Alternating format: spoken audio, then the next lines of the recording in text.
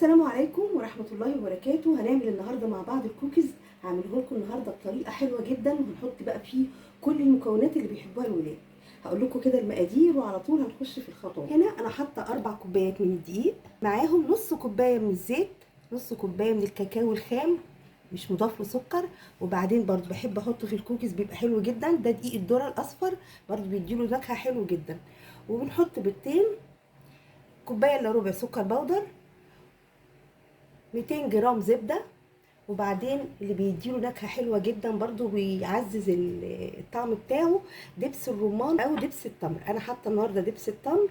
وبعدين هنا معلقه صغيره من البيكنج باودر، رشه من الملح، فانيليا. وفي الاخر بقى بنضيف له اي حاجه بقى انتوا بتحبوها بتحطوها فيه عشان تحببوا كمان الولاد فيه. حاطه زبيب، شوكليت شيبس، شوكولاته عاديه، اي شوكولاته عندكم قطعوها مكعبات، ممكن الشوكليت شيبس كمان ونستغنى عن اي حاجه دي. بس الزبيب كمان بيديله طبعا قيمه غذائيه عاليه. على طول بقى ان شاء الله كده هنخش في الخطوات. بصوا في البدايه الزبده لازم نكون مخرجينها من التلاجة. بصوا بدرجه حراره الغرفه. بصوا بتبقى عامله ازاي. انا هستخدم النهارده الاسباتولا وكمان ايدينا عشان دي الكوكيز بيبقى من الوصفات السهله جدا للبسكوت. اهي بصوا عامله ازاي.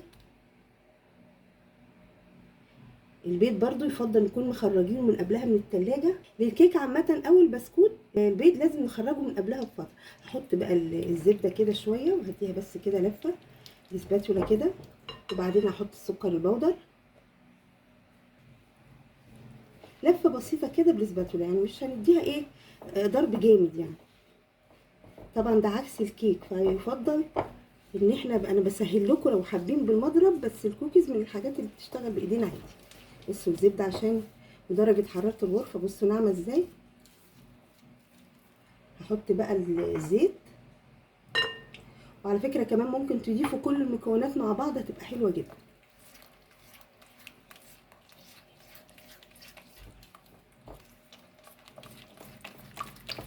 وهحط البيض. طبعا اول ما نحط البيض على طول الفانيليا ورشه الملح. وهندي بقى تقليبه كده.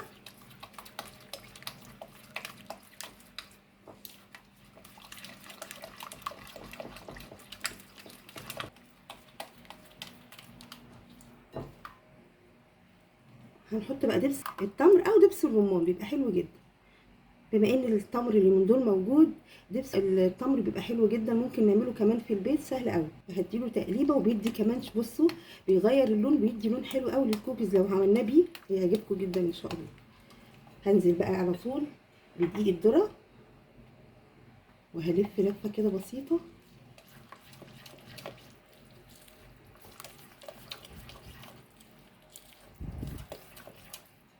وهنحط الدقيق الابيض بقى بتاعنا العادي وهنبدا نشتغل بايدينا على طول.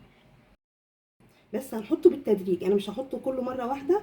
هحط كده جزء، احط البيكنج باودر والكاكاو. وهدي بقى تقليبه كده واشوف بقى محتاج دقيق تاني ولا مش هحتاج.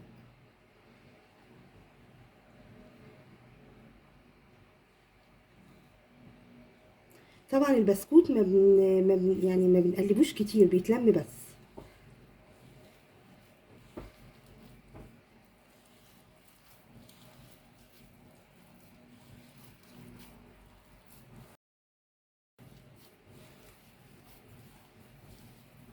بصوا بدأ يتلم، بس هو هياخد كمان جزء من الدقيق اللي احنا حاطينه. بصوا اهو. بصوا بقى احنا لمينا البسكوت بتاعنا اهو. بصوا هوريهولكم حلو ازاي. هحط له بقى كده الشوكولاته بتاعتنا كلها والزبيب،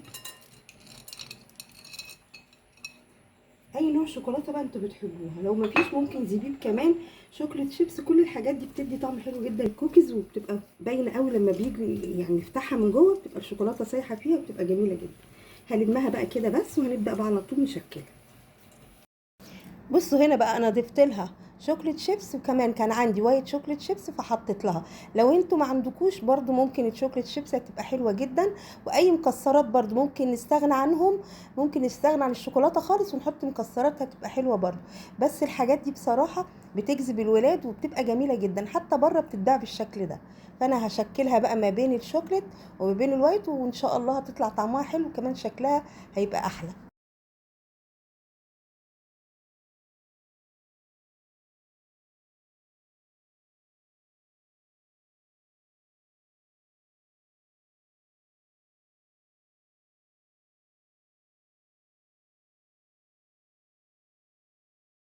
انا هشكله طبعا كله، البسكوت على طول بيخش في الفرن.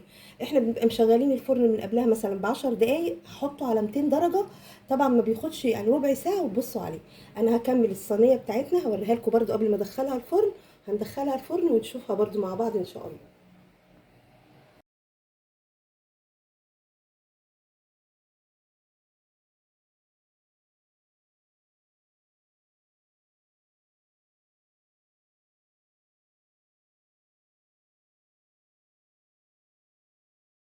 بصوا بقى الكوكيز اللي عملناه مع بعض النهارده طالع حلو جدا.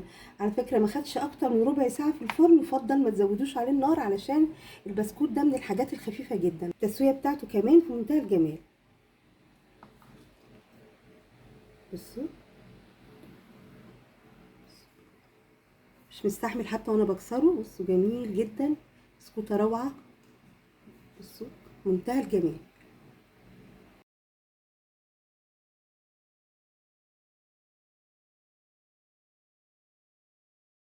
شايفين ايه رايكم؟ طالعه حلوه جدا. بصوا دي من الحاجات الجميله اللي هتحبوها ان شاء الله لما تجربوها. جربوها باذن الله هتعجبكم جدا. اشوفكم على خير. السلام عليكم ورحمه الله وبركاته.